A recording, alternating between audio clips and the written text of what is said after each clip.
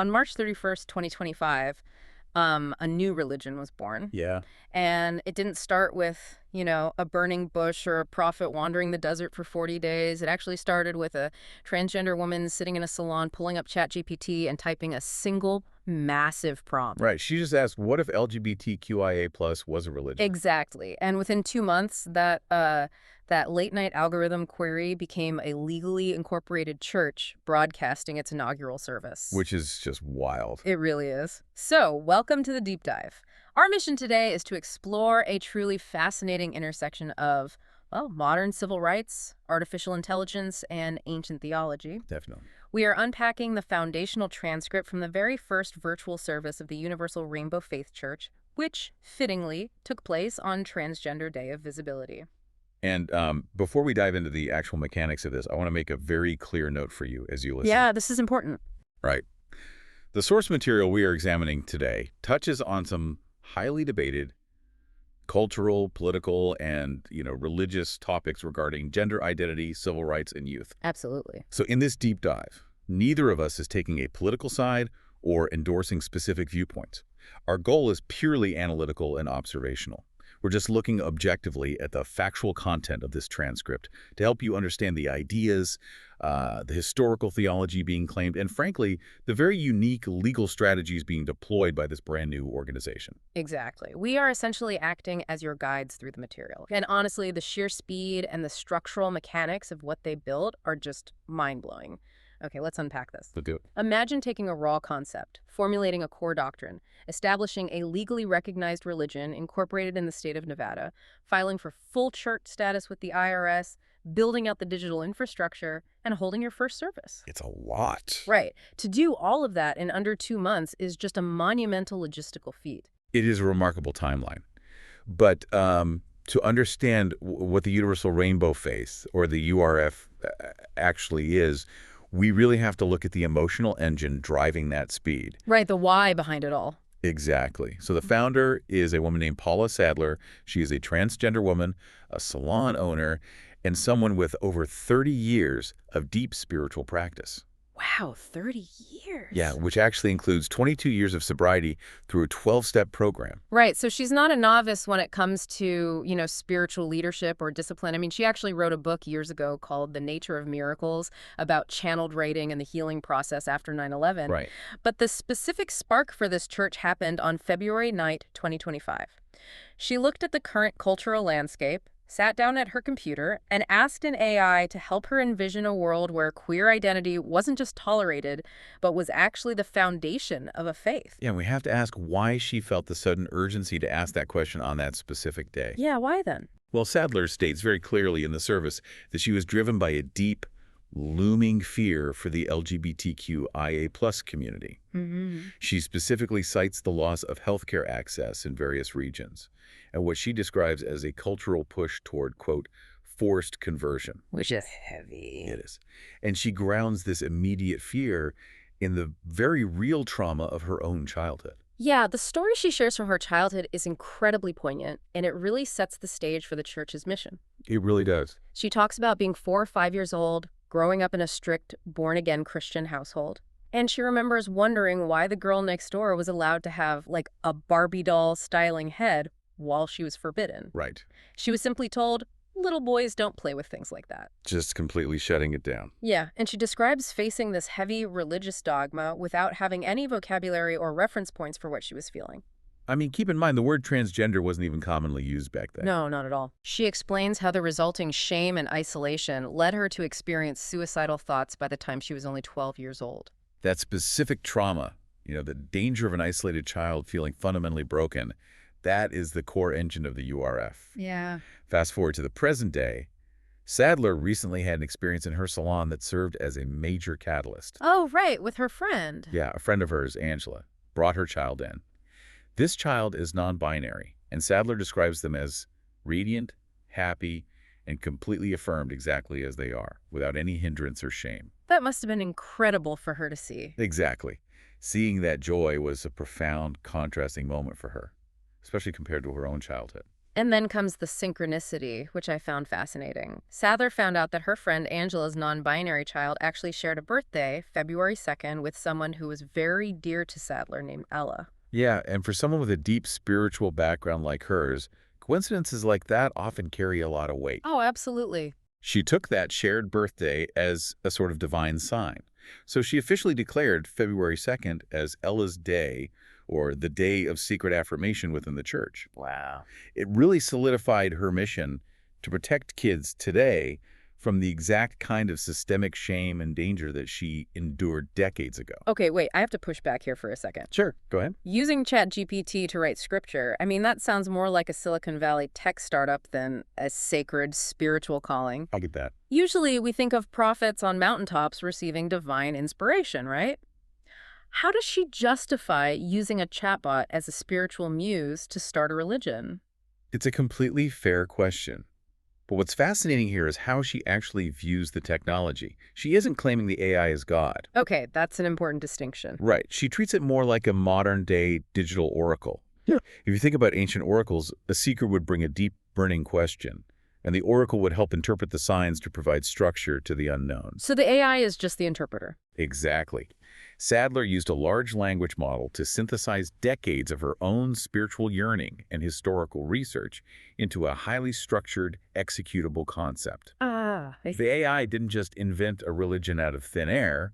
She used it iteratively, bouncing ideas back and forth to generate between 50 and 100 pages of material that structured her existing beliefs. So it's less about the AI writing a holy book from scratch and more about using a massive computational tool to organize a lifetime of spiritual philosophy into a cohesive doctrine in just a matter of days. Precisely.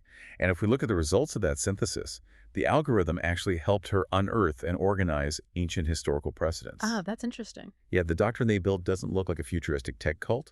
It actually looks backward, like thousands of years backward, to legitimize the faith. Well, let's get into that doctrine because it is entirely countercultural to how gender is usually discussed today. It really is. The core vision of the URF is what they call activating the rainbow light of love. But it's not just some modern progressive inclusivity statement that you might see on a corporate billboard. Yeah, not at all. The church explicitly claims that queer and trans people historically held sacred roles. They were the shamans, the prophets, the priestesses, and the spiritual guides long before colonization and organized Orthodox religions altered those narratives. They are framing their existence not as a modern social movement, but as a sacred restoration of a holy lineage. A sacred restoration.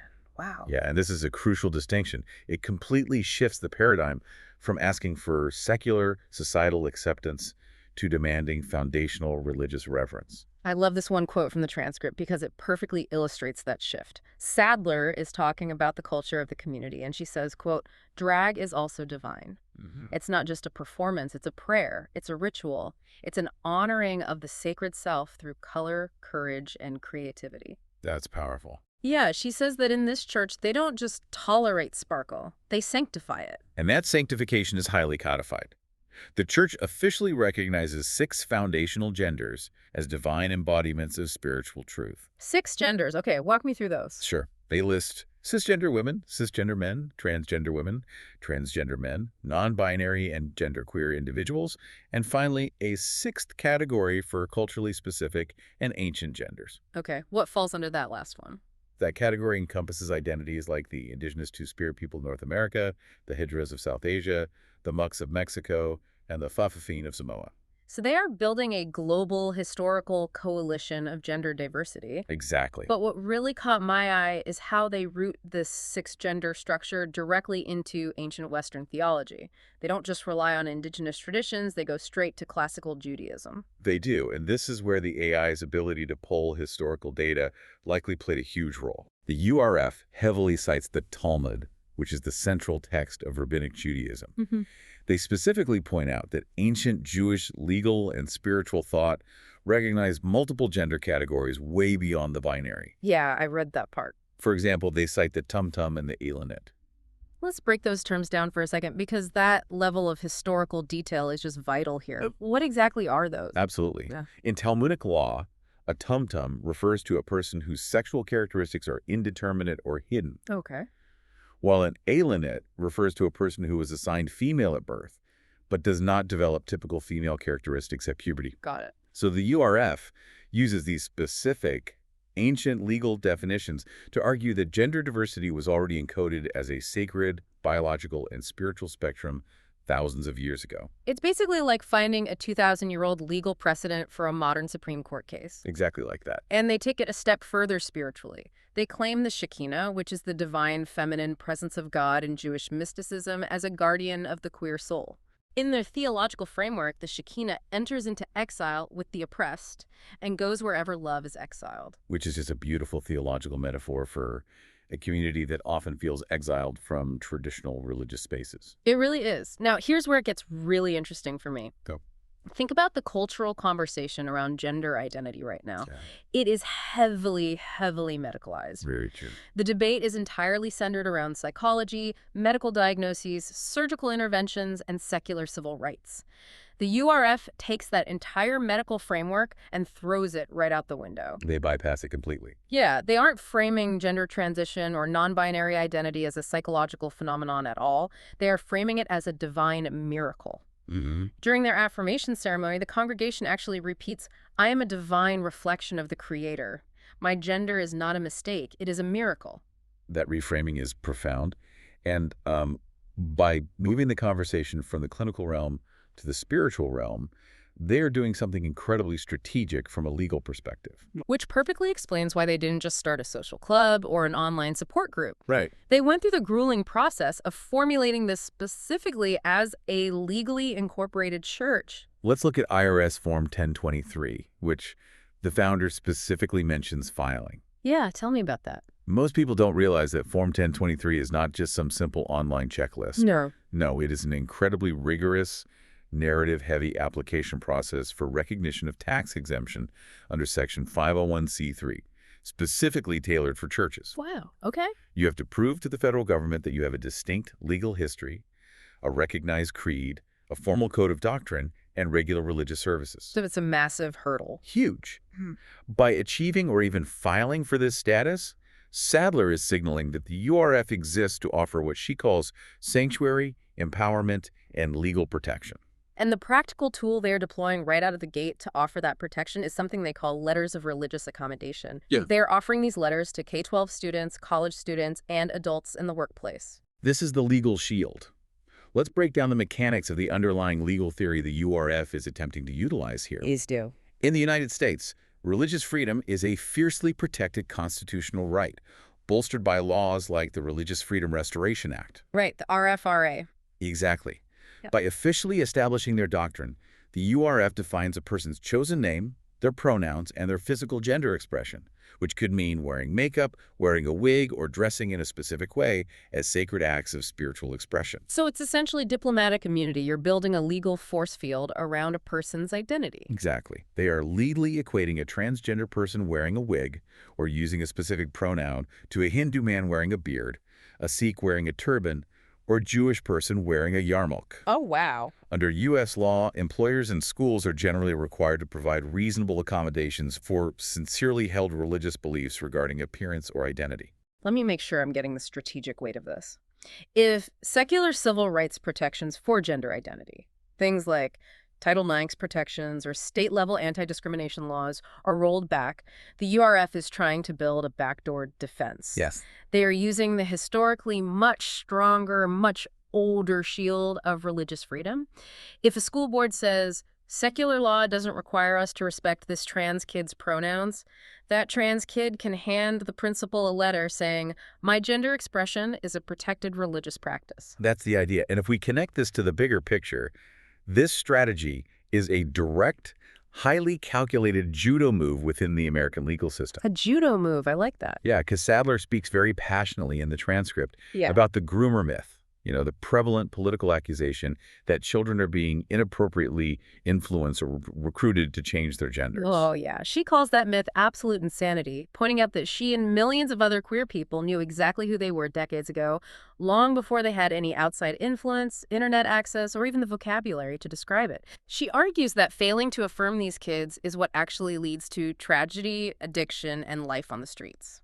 And so, the URF is attempting to use the very mechanisms of religious freedom, mechanisms that have historically been championed by conservative legal groups, to push back against LGBTQIA+ rights, to secure legal protections for the LGBTQIA+ community. Wow. They are arguing that to deny a queer person their identity is quite literally a form of religious persecution. It is a brilliant flip of the script. It really is. And she is not thinking small about the execution of this. We've explored the theology, we've broken down the legal judo move, but how is this manifesting in the real world right now? Yeah, let's look at the actual rollout. Well, the speed is dizzying. In the 11 days between filing for incorporation and hosting this inaugural Trans Day of Visibility service, she built out the entire digital infrastructure. 11 days. 11 days. They are actively hosting weekly virtual Sunday services. They have an online portal where families can register for membership and receive official name and pronoun affirmation certificates. But the virtual space is really just a staging ground. During the service, Sadler outlines incredibly ambitious physical and financial plans, and the numbers she presents reveal the true scale of her strategy. Yeah, she lays the financials out plain as day. They have proposed a $2 million building fund to purchase a 5-acre property in Las Vegas. That property would serve as their headquarters and a physical sanctuary. But on top of that, they are looking to raise a $4 million trust fund. And we really need to examine why a brand new church needs a $4 million trust fund. Right, that's a lot of money. It's not just for buying choir robes. Oh. A trust of that size generates perpetual income. Oh, of course. If your core mission involves issuing letters of religious accommodation to students and employees, you have to assume those letters are going to be challenged by school boards or corporations. Yeah, they're going to face pushback. Exactly. That trust fund is essentially a perpetual legal war chest. It ensures the church has the financial stamina to fight long-term, systemic First Amendment legal battles for generations to come. And she makes a direct, urgent appeal during the service to achieve this. She calls on the community, on allies, and specifically on high-profile celebrities to help fund this vision. She states that with the right financial backing, they can move mountains and secure the exact same legal rights offered to every other recognized religion in the United States. It's a huge goal. And she even looks beyond the U.S., mentioning humanitarian international laws to eventually provide international letters of religious accommodation, envisioning a massive global ministry. The ambition is staggering. And yet, despite the heavy legal and financial strategies, the service itself remains deeply spiritual. It does. It ends with a meditation on the sacredness of being seen and acknowledged, followed by an original closing song that was written specifically for Transgender Day of Visibility and Transgender Day of Remembrance. The whole production is designed to take feelings of isolation and fear and transform them into communal divine power. Beautifully said. When you look at this, whether you are analyzing it from a strict constitutional law perspective, a sociological angle, or a purely spiritual one, you have to admit that the speed and scale at which this organization was spun up to address a real-time cultural crisis is undeniably a masterclass in grassroots mobilization. It truly is. It takes the deeply personal pain of a marginalized community and immediately elevates it to the structural, the legal, and the sacred. So what does this all mean? We have explored how a profound modern cultural crisis regarding gender identity, combined with a late-night AI prompt, birthed a legally recognized church in a matter of weeks. Right. We've seen how the universal rainbow faith is using ancient theology, mining the Talmud and indigenous histories, to act as a legal force field for modern civil rights, fundamentally reframing gender not as a medical condition, but as a divine miracle. And this raises an important question that goes beyond just this one church. What's up? Well, we've seen how effectively Paula Sadler used a large language model to synthesize decades of thought and ancient historical texts into a legally viable theology in a matter of weeks. Yeah. It leaves you wondering about the role of artificial intelligence in our future spiritual lives. Oh, wow. If an AI can help structure a bespoke, highly personalized religion that actually holds up to IRS scrutiny, are we looking at a future where decentralized, algorithmically assisted faiths become the norm? That's wild to think about. Right. If our secular laws fail to protect how we identify ourselves, will the future of civil rights actually be fought and won in the realm of religious liberty? Does defining ourselves eventually require us to define our own gods? Now that is a thought that is going to stick with me. We think of technology as cold and binary, and religion as ancient and mysterious. But here, they collided to create something entirely new. We want to thank you for joining us on this deep dive. Keep exploring, keep questioning, and keep looking at the fascinating ways human belief adapts to the modern world. We'll catch you next time.